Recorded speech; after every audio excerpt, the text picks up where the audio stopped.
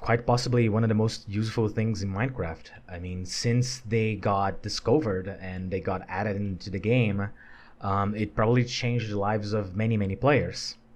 Of course, I'm talking about hidden crafting benches.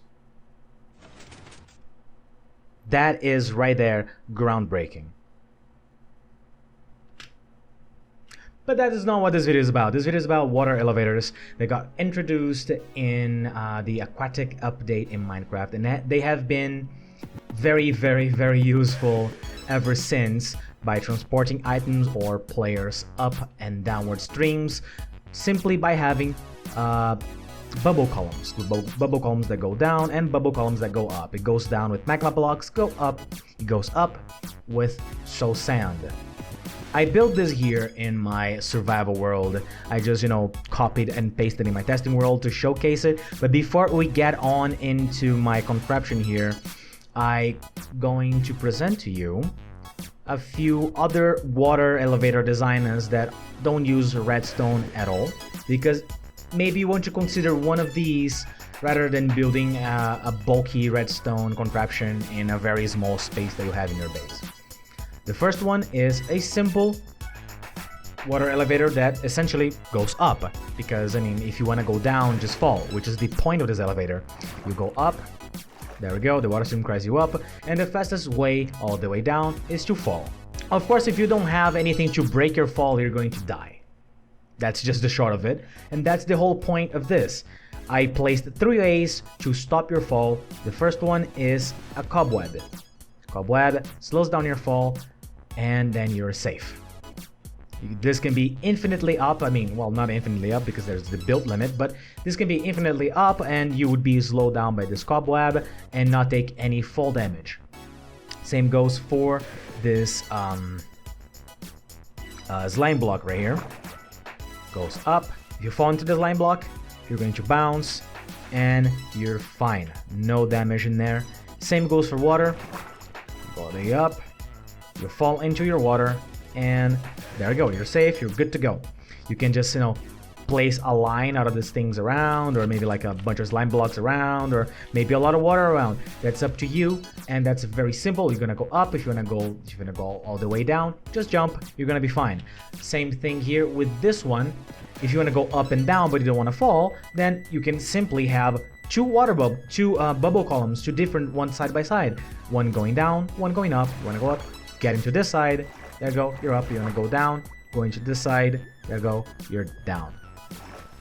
It's that simple, it's that easy. You can make it smaller like this, one by one like that. Go up and go down into the other side. There we go. Very simple designs that don't require any redstone. Now, if you want to be fancy, you want to impress all of your friends, and they're gonna think that you're all cool and handsome, just like me, then you probably want to get one of these in your base or whatever. But I wouldn't recommend you getting something like this if you just want to go a few blocks up. But if you want to go from 63 all the way to 256, which is the maximum height for building in Minecraft, as you can see, then you're going to need a very long pulse extender. There is no better way to really longly extend your pulse than a hopper clock. Just a simple hopper clock might not do the trick, because as the name says, it's a clock. It needs to tick and talk to be called a clock. Don't quote me on that. You get it. It needs to go tick and talk, and that's gonna make the whole contraption works. Let's go piece by piece on this bad boy right here. All you need is a block swapper. If you don't know a block swapper, let me demonstrate. It is 2 sticky pistons in this exact position, just like this, and then they do this. They swap each other around. All that you need to know, you're seeing it right now. This block needs to stay on at all times. So that block always occupied that one space, and then when you flick the lever, that block's occupy the space now, and that one retracts. That's all you need to know.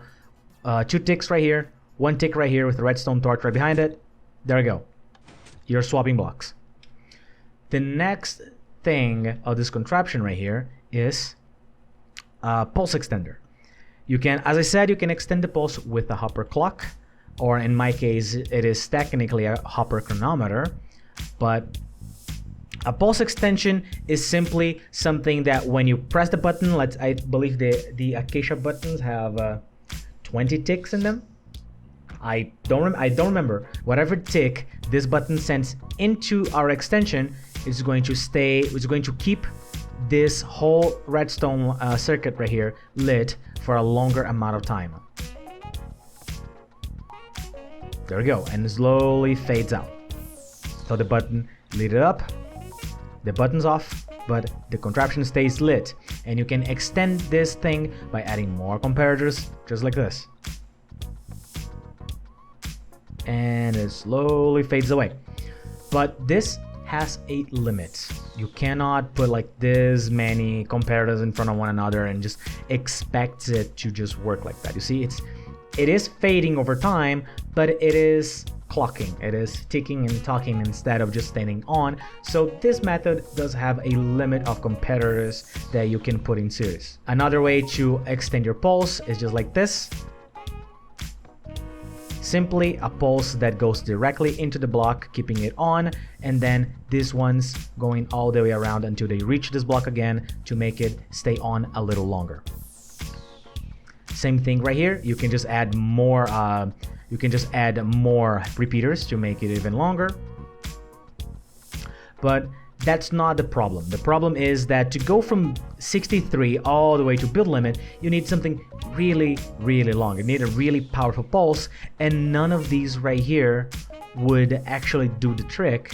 I mean, not if you want to fit everything on a small space. Therefore, a hopper clock was needed.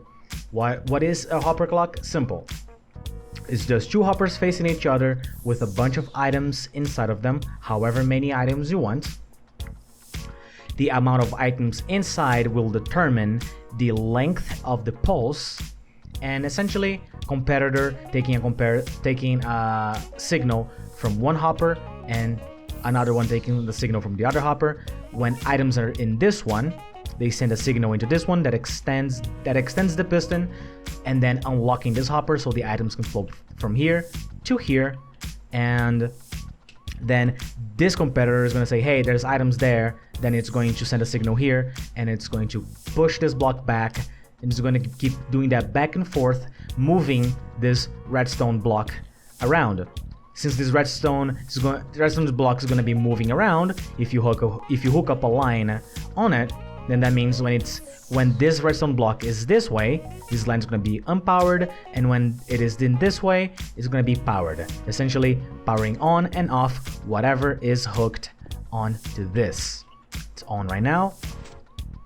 It's not on anymore. And then it's on, it's not on. You get the idea. It's a clock. It's going to tick and tock your redstone contraptions, and if you want to stop it from ticking and talking, all you need to do is to power constantly one of these two pistons right here. You just need to make it that doesn't matter where the items are. One of the pistons needs to be extended constantly so it stops ticking and talking. And I needed to do that in here, but not with a lever, because if I use a lever, then if I'm all the way up in there, I would have to go down again just to turn it off. And I mean, let's be honest, that's hardly an elevator. So what I had to do is to hook up a way that whenever the block swapping happens and I'm going up, this thing is going to unlock itself, count all of the items from one side to another, and when it deactivates, it would stop itself. So it needs to be something completely automatic that would happen on its own without any further interference. And essentially what I've done, what I hooked up to my hopper clock here, well, essentially this became a hopper chronometer because, you know, it's counting and then stopping, was a monostable circuit that spits out a redstone block, and then when it's done counting, it retracts the block back. And that is very simple contraption as well. Let me show you. Let me show you. It's very simple. All that a monostable circuit is simply a way to send a very quick pulse of redstone forwards to achieve something. Let's say I want a lamp to flicker. You can use a monostable circuit. Let's say I want this piston to spit out this block. It does it. And what happens is when this button powers, it's powering this redstone dot right here. That then powers this piston. But it is also powering this block. If it's powering this block, then that means this repeater here can see the power in this block. Therefore, it's going to send the power forwards. But since the piston also got powered, this thing only had one tick to detect that was power there, and so it had a very short pulse sent forwards. Does that make any sense? Did I make any sense? But that is not good enough for our contraptioner, because if I were to do it in this way, then when I press that button, the hopper clock would unlock and it would stay unlocked forever, because I would have to press the button again to lock it, and let's be honest, that is not exactly an elevator either. So I had to do a different type of monostable circuit, which was using an observer. The observer sees the redstone updates, so it updates to power on, it sees it, it sends a pulse through the piston spits out the block, and when it powers off again, it sends another pulse into the piston, picking the block back up. Just like that. And then after that, all that I had to do is to hook everything up to this one clock, so when this spits out the block, it would only retract the block back once the block swapper swapped back to magma stone, which was really simple. The button powers this block, that then powers this redstone line right here, that sends the power into this repeater right here, that all that it's doing is sending power to this piston and the piston that is in the back right here.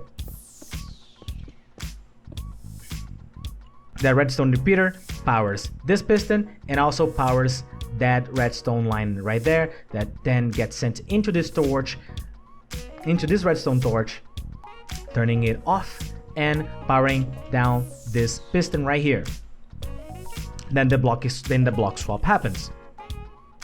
But at the same time, it is also sending power into the rails right here. Then this observer sees that the rails are powered on, sends a signal out the back into this other rail, that then gets picked up by this observer that is looking into the rail.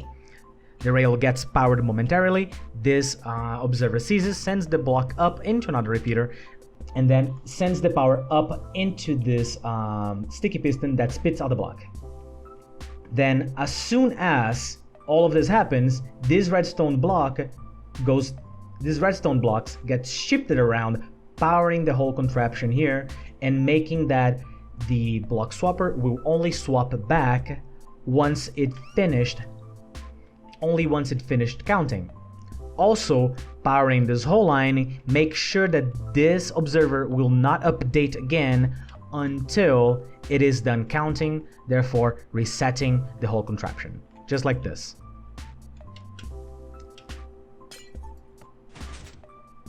There it goes.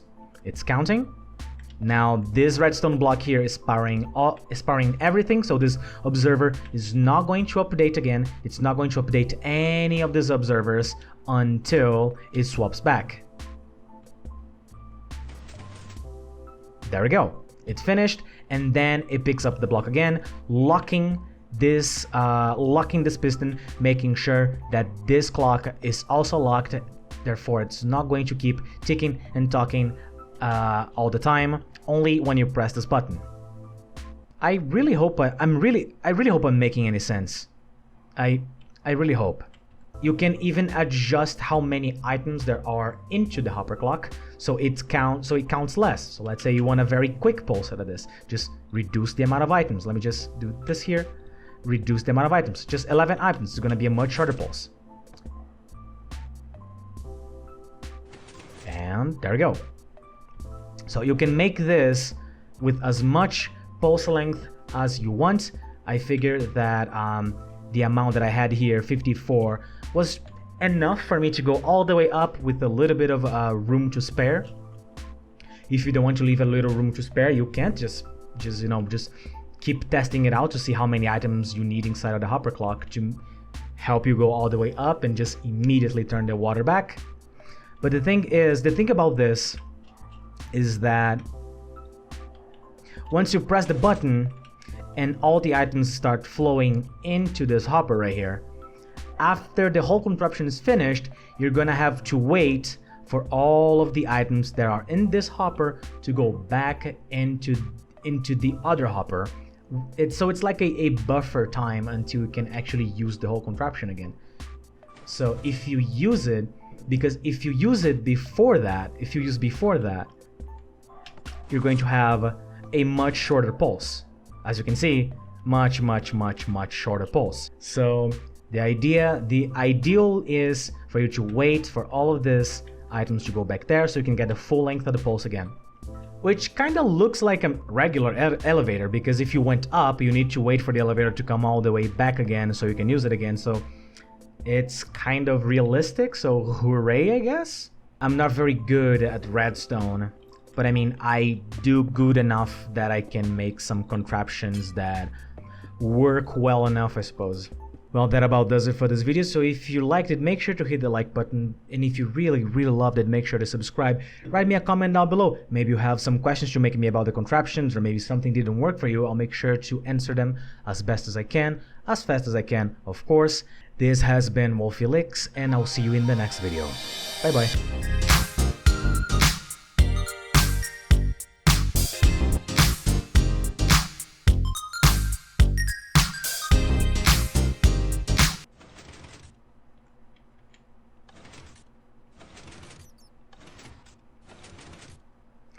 What a marvelous machine.